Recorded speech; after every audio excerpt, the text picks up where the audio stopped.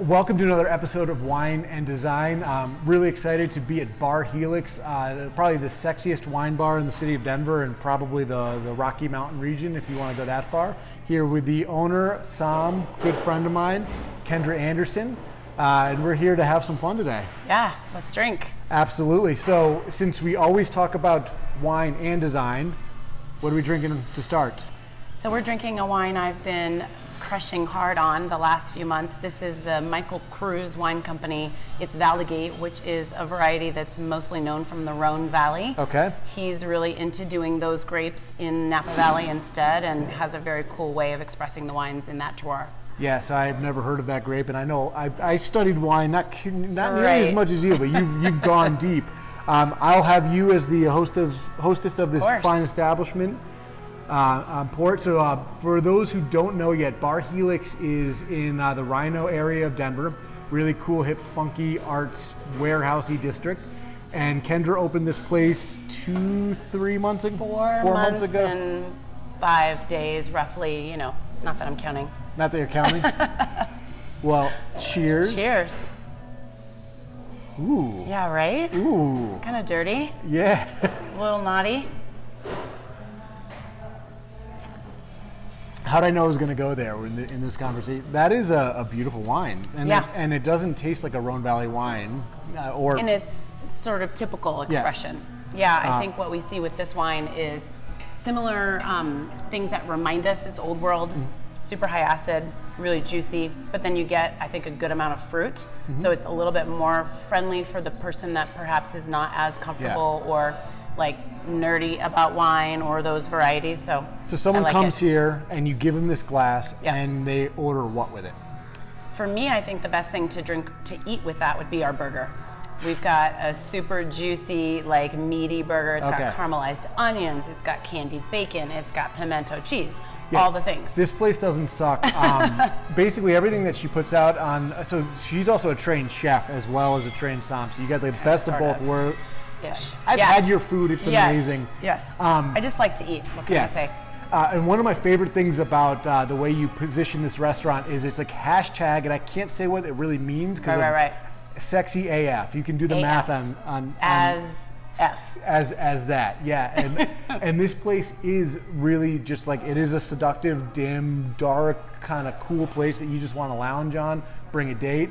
Tell me about the design of this place. Like, what inspired you? I was very inspired by sort of that late 60s, early 70s vibe. So pre-disco, but where things were kind of loungy and there were dimly lit, smoky. In our case, of course, there is no cigarette smoking allowed, but I just really like the aesthetic. That means you're a little bit mysterious. It's a little naughty, like we've said before, but mostly just a place that you can kind of get lost. And RiNo, this neighborhood is warehouses turned into breweries, wineries, bars, etc. Yeah. Very hipster.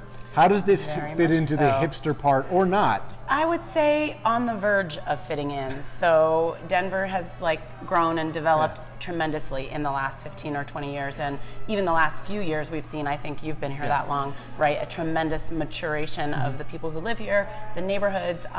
So I think that we are pre-dating a little bit the vibe that I'm, especially going for, but it's still, we feel right at home. We have graffiti in here right alongside with the glass tables, so I think it kind of is a nice juxtaposition. And how have people received this so far? I feel like people are surprised, first and foremost. I think they walk in, they're not expecting this because of what you said. We are in RiNo, it's a little bit more gritty.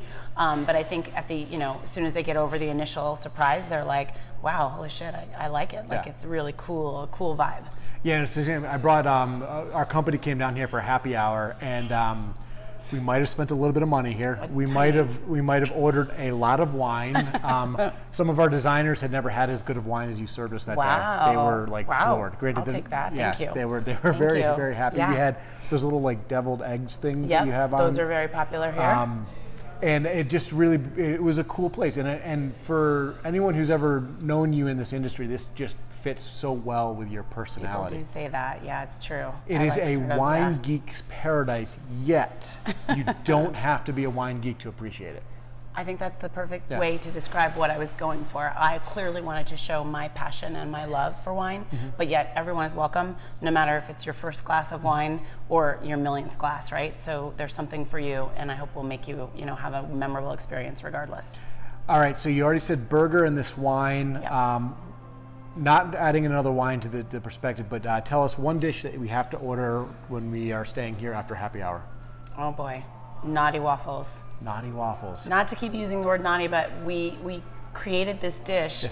I have a not so secret obsession with tater tots. Yeah. The waffle itself is made out of tater tots. Okay. And then on top of that is a pickle brined buttermilk fried chicken that has sriracha, honey, wildflower, aioli. I mean, it's so ridiculous. It's a waffle for waffle geeks, and you don't need to be a geek to enjoy the waffle. You do not. Well, that's amazing. Well, thank you so much for giving us a little bit of insight into into your spot. Bar Helix. We are going to be here regularly, so you'll get to know Bar Helix all over the place. And thanks again. We will see you soon.